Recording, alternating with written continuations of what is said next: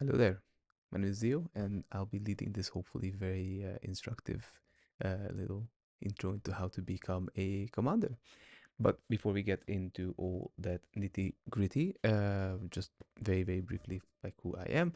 So, Zio, I've been playing Guild Wars 2 for about 7 years ish, right? I've been a member of Jade, so this guild that I'm making the video for, hopefully you're the only ones watching, for about 5 ish years, and I've been like quote unquote professionally commanding for about two. So I have some experience both like around the game in general, and then also like how to lead, uh, different instance contents things, which I'll try to impart upon you. So this course is mostly about uh, more the basic kind of things, so like squad compositions, a bit of guidelines and tips. And it's focusing on PVE and instance content in that part of the whole thing. So that will be mainly raids and strikes, and what you learn here can also be applied more broadly in the general PVE, like open world content and also fractals. But this is not gonna be like a very deep divey specific encounter focused kind of thing. I'm not gonna go into how to defeat Deimos or how to get uh, you know, CM kills and stuff like that.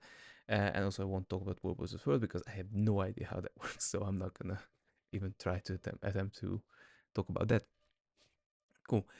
Yeah, here's a quote that I've found. It was like, you don't need to be a guru, you just need to be a guide. So you definitely don't need to know literally everything about the game in order to become a commander, a good commander, anyways. But you need to be, someone that people can follow and look up to, and then ask and feel comfortable in the presence in. Cool. Basics. Super basic. Obviously, when you think of commander, you think of this little tag, right? But this is quite expensive. This is, I believe, 300-ish gold to get it. So it's quite a bit of an investment upfront. But you don't need this to lead a squad. You can start an LFG for, like, let's say, a raid, and you can do 10 men, 10 people raids, squads even without this tag. However, there's an asterisk, and there's an asterisk is that by not having this commander tag, you are missing out on a couple of like very useful quality of life features. Mainly, you can't use markers, right, to mark certain things. You can't drag people within the squad. You can only move yourself. You don't have ready checks. So it's a little bit of a lower, like, lesser experience. Um, and at the end of the day, the commander tag does give people like you a bit of credibility into your ability, and that you're like, you're really committed to the thing, and like you really want to do it. Um, so yeah, it is an investment. Definitely, it's not cheap, but if you're thinking about this seriously, then I would definitely add this as like this. I will need to buy this eventually. Speaking, obviously, with the mic, it's useful if you're leading a group, depending on the content, but optional, right? You probably have all joined hundreds and hundreds of LFG squads where pickup groups where it wasn't on voice, and it still managed to be completely fine, right? Uh, if you are doing this, if you're running pugs, and you don't do voice, just be very clear, very short in what you want people to do. Um, you know, Player X, you're doing this mechanic. Player Y, you're doing that mechanic. I am doing this. Super easy, very easy to follow. And you can also obviously communicate in text, ask people like if they're unsure about different mechanics, because they can just quickly type it out as well. You can use Control T, the targeting thing, to call attention to different things people need to kill, or players if they're not doing mechanics, or they need to do something else. Um, and yeah, just use a lot of markers both on the ground and on players as well. You can do both. You can put up to 16 markers, I think, at the same time. So 8 on the ground and 8 on players. So if you want to be really like put everyone into their place, you can do that as well. All right, so that's one. So if you don't have a mic, or if you don't feel comfortable talking to people, that don't let that be a barrier. Cool. Comps. Comps are structured in subs, subgroups of 5 people, and that's obviously because each boon only applies to 5 people at a time. So there's no more than 5, and if you put people in the right group, which is a boon healer, a boon DPS of the opposing boon, and 3 DPSs, then you will have like all the boons covered, hopefully, and it will be your responsibility to keep track of who does what. So this is probably one of the more annoying parts of the run, to make sure that you keep all these things in mind of like, okay, so this person was doing elec heal, so I need to make sure that the quick DPS is going uh, in the same sub, blah blah blah blah blah. But there are some add-ons that can help track this, and I'll touch upon that a bit later. But yeah, the sexiest boons, obviously, that everyone really wants is quickness and alacrity. There's also, might and fury, the other two that can be really, really useful uh, because they give, more damage, and more damage is good. But with all the meta builds that are out nowadays, most of these secondary boons will be covered anyway. So just make sure you have one quickness and one alac in each sub, and hopefully a healer, or pray that the solo healer knows what they're doing. Yeah, that's a comps. Very easy. Uh, know how to adapt. I think this is probably the most important part of a good commander is you do need to have a good understanding of the encounters. You need to know what's happening and why is it happening, and you need to have at least some kind of idea of how to quickly mitigate problems, how to adapt um, your own play style, or your own utilities, to make sure that you don't fail, especially if you wipe after enough, and you need to very quickly take into account like, okay, what caused the wipe and how can we avoid it. So you need to adapt your own play style as well. So you need to be extremely confident in the class that you play, but you also want to know what to ask for other people.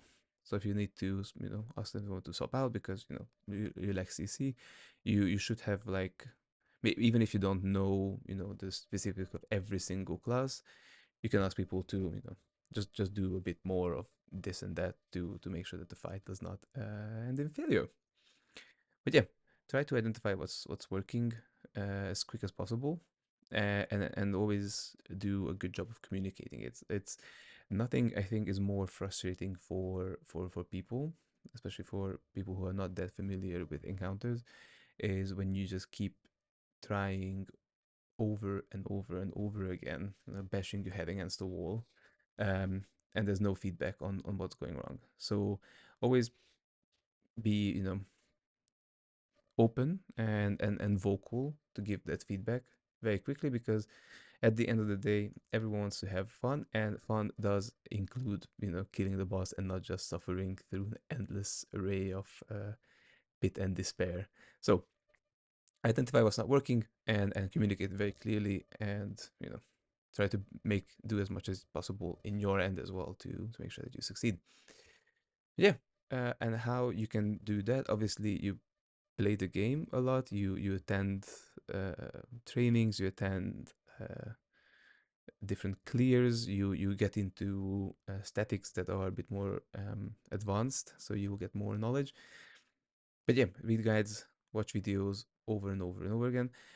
Here, I will touch upon this later as well in the like some stuff for you to read and take away. But if you watch full clear videos from like more experienced players, they do cover a lot of these mechanics, and they can give you a very different understanding of how this works. But yeah, I found this quote from a different YouTube video, like how to commander, and I thought it was really really nice. Like, so it is easy to find someone who can explain the mechanics of an encounter and lead it when everything goes right. But it is much more difficult to find someone who can lead an encounter, okay, when everything goes wrong. So yes, super easy to just breeze through. Like you find the most excellent pugs, and everything just flows, and you get one shot everything, and everyone's having a great time. Um, that's super easy to come out, right? Because you're not really doing a whole bunch because everyone is professional, everyone knows what they're doing. But if something breaks down, if something is not going to plan, and people get upset, that's when you really can show your leadership qualities into something like, okay, we didn't manage to get this kill, but if we do a bit of change, a bit of swapperoo, then next one will be much easier. So this is probably the encouragement, the leadership. And since you have the opportunity here to do two things, right? So you can um, encourage people to try new mechanics. I think that's really um, one thing that I personally like to do a lot is to push people to try new things and broaden what they are capable of doing. Um, because at the end of the day, you can do the same thing over and over again, and you can be insanely good at doing one thing, but then you're not progressing. Then you're just doing the same things over and over again. This boring as hell, in my opinion. So I would advise that if you're commanding, then try to push people and gently nudge them into trying different things that they haven't done before, be it a completely new tactic, a new strategy. You know, everyone plays a safe comp, everyone plays a safe strategy, but something a bit spicier, but that could be more fun. And yeah, just do it, try it out, see what happens, and ask people to do mechanics specifically so they can get some practice as well. And if they do that, right, um, that do make the effort of acknowledging their accomplishment and congratulate them for performing, some cool roles, or even if they just show improvement.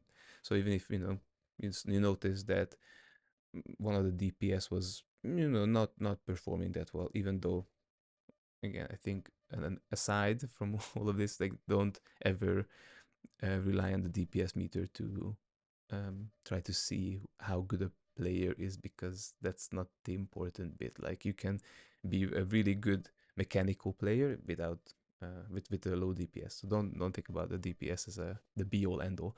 But do mention that, like, oh, I saw that you didn't haven't done cannons before, but you did super well this time, so good job. Yeah, just be there and make sure that you notice what people are doing and how they are doing. Um, and then the last bit about like this general knowledge bump is to stay humble, um, and keep learning, because the PVE scene is huge and there's so many things that to keep track of and keep in mind. You probably won't be able to know everything unless you're some kind of savant, but uh, always be ready to accept uh, other people's advice, because they might know some better way as well. So it's the same as you would try something out that's fun and that's new, so can other players as well. So just keep an open mind, because you might just learn something insanely useful that can benefit you as well. All right.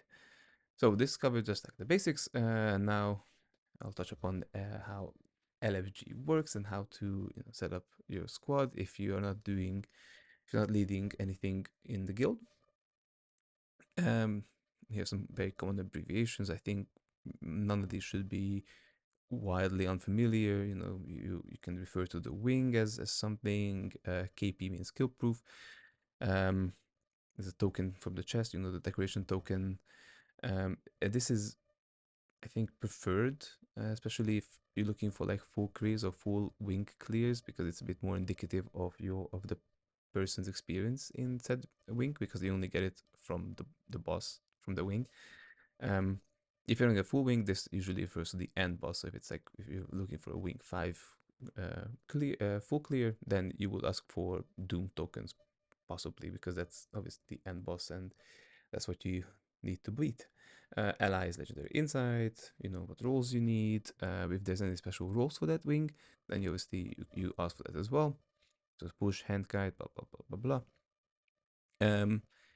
Very important, I think, if you are looking for these special roles and they are crucial to you completing the wing, then ask for these specifically only, and only once these are filled, then you get DPS. Only ask for DPS people last, because otherwise the high DPSs will rampage all over you, and you won't be able to do any mechanics.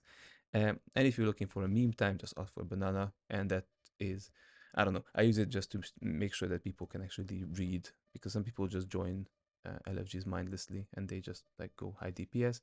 If I ask for like this pink banana, it's a very small barrier of entry to see if they can read or not, and it gives me some um, expectations on what to, you know, what to hope for and what would I see. Yeah, and you can also leave some notes, you know, like whether it's like a beginner friendly run or semi training or blah blah blah, to set expectations, because some raiders don't want to, you know, waste their time with something that's not as like a full blaster elite pog gaming experience. So and it just, you know, creates a nice atmosphere for everyone. Etiquette. This is obviously it's refers to LFG as well, so I put it here. So either if you join the pug or organizer, on the commander is the boss at the end of the day, like they run the show. Um, if you notice that they're doing something that you think is wrong, because here again the commander could be doing something that they know and you haven't experienced it before, so it might be a different way of doing it, but still not incorrect. So just whisper it. Don't try to, you know, backseat commander and start typing away in the squad chat, be like, hey, this is BS, like why are you doing this, just, you know, be nice, whisper to the commander and ask like, hey, are you doing this maneuver because of reasons, or what's going on, just so you know. And on the other side of this, if you're the commander and someone's backseat commanding, then you can also always whisper them to please knock it off, because you do hopefully potentially know what you're doing. Um, so yeah, just be kind, because again, being a commander is quite a bit of responsibility. So some people take it very differently, the responsibility and how it works out. So just be kind to each other. Okay. What's next? How do I begin? Like, how do I start the commander journey? Um, and obviously this part, if you manage to somehow stumble on this video from somewhere else than the Jade server, it's not really gonna be uh, relevant to you. But you know, maybe you can always just send me a message on Discord. But yeah, if you think you want to give it a shot, then DM me or message me on raid chat or whatever, and then we can arrange for a trial. Uh, I can put together whatever kind of run you prefer. So we can do a full clear, we can just do a wing one, we can do, you know, basically anything that you're comfortable with. Um, and then I'll just give you full control. So you will have all the power, you will have the tag, or hopefully, or at least the semi tag. And I can go with you, I can be there, and you can ask me anything you want along the way. And I'll make sure to whip anyone who dares to step on your feet and talk over you. All right, this is the last part. It's a bit of useful tools and other bits. These are like nice to have, not terribly important for the process. It's just something to keep in mind. Um, Food and utilities, omnoms, they're bonus, not mandatory. Always nice if you provide some ascended feasts, but the general expectation, especially in pugs, is that people will carry meta food on them. So don't never go into a pug group either as a commander or a someone who just joined with the expectations that, you know, they'll put down the standard foods for you all the time, because it is very expensive and takes a lot of time. But if you want, and if you have, you know, the patience and you have some money, or you have a full home instance and you can grow your seeds, then these are three that you should be crafting. These are the most common ones. So that's a power food, counter food, and healing food. right? So you can make it some of these, and you have them on you, and then pop them out, and they're on the ground for 5 minutes. So if you're running like a full clear, maybe it's a good idea because that does give a bit of an edge. Um, yeah. Otherwise, you can become a Jade commander, and then you can rummage the guild storage for free. Um, Learn from others. Like I said before, if you want to become a good raider, I really, really, really strongly recommend that you watch raid runs recorded on YouTube. Some of them are with commentary. They do give a much deeper understanding of what's going on and why. Uh, I have used them a lot, and there are some really, really good videos out there and very good channels. I think I will link a couple of them. Magic, I'll call out especially. He used to be a Jade. His videos, especially there's one about a Wink 1 to 7 full clear with commentary of like how they approach it, what went wrong, how do you do to mitigate those problems. It is insanely good. Uh, Definitely must watch. So yeah, I'll put the link somewhere, hopefully. ArcDPS, it's again one of those uh, very default-ish kind of tools that everyone should know how to use. It is a way to check, the damage of the squad, how the boons are happening. If there's low uptime on quickness or alacrity, you can kind of identify that, and also some other bits and bobs like how much CC is being done, um, mechanic logs and mechanical failures you can check. Um, so yeah, means make sure that you have ArcDPS installed, configured to your liking, but also knowing how to read logs. And that's a Snowcrow's guide on that as well, and a Horster guide as well. It's really useful to know how to read logs. Logs are uh, can give you an insight into what mechanics are going wrong, who's doing something wrong, like what movement pattern is, and you can even if you see something that's like a fight that's really not going well, and even after 2-3 times it's not happening, then you can spend like a couple of minutes just to look through the logs and to try to identify the problem. So do get into the habit of checking logs and knowing what to look for on each fight. Bloop. Blishad is an overlay successor to Taku markers. They have modules, so you can these are made by different people, and they're great quality of life. There's one that I adore called commander markers.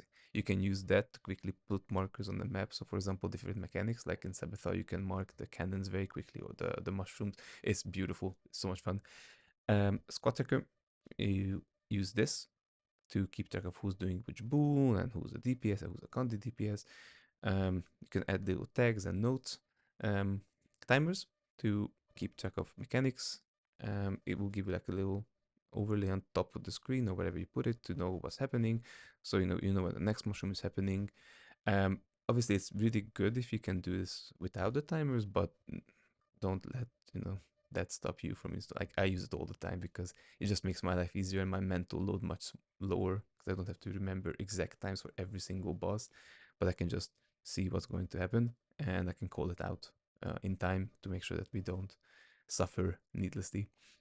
And then there's kill proof checker to very quickly, cross-reference whether the person who linked their kill proof account is who has the necessary KP or ally to join you. Kill proof.me. This is the kill proof. You can use this to log your kill proofs, your weekly clears, your titles, whether you've done CMs, all that fun stuff. It's a de facto standard for getting to high-end content. So I'm pretty sure at this point everyone should have a Killproof account because it is the best thing ever. Ooh, I just remembered something um, that I didn't write down here, but I think a year ago we had this discussion about legendary insight and allies. Um, it is not. Don't use it as like a one thing to quantify whether someone's good or bad at endgame content. They can be a really good raider but only have like 100 ally because they don't raid very often. But when they do, they really know what they're doing. So don't think that just because you set your group of like you join a group of 250 plus ally that you'll have the best, the creme de la creme, because sometimes it can happen that you have a horrible experience.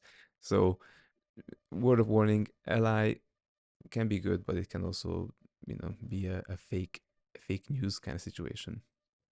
All right, I'm done talking. We talked about basics of commandering, how to use LFG, how to etiquette and that kind of stuff, some of the useful tools. But the three commandments: so be kind to others, always keep an open mind, and at the end of the day, just have fun, right? It's only a game. Like, you're not supposed to be here to suffer and have a horrible experience. You're supposed to have fun. So whatever you do, even if you fail, as long as you're having fun and you're laughing along with your friends, I think that's a win in my book personally. So yeah, here are the useful links. I'm gonna paste them in the YouTube description and on the channel and stuff. So yeah, meta foods and substitutes, how to read logs, some of the Bishlot modules, and 3 videos that I really enjoyed. Um, you know, just to get into this. But yeah, well, there's no questions here because it's a pre-recorded video, but I forgot to change the slide. So yeah, what can you do? But I believe in you. You got this, and you're awesome. And I believe you'll be an excellent commander. All right, peace.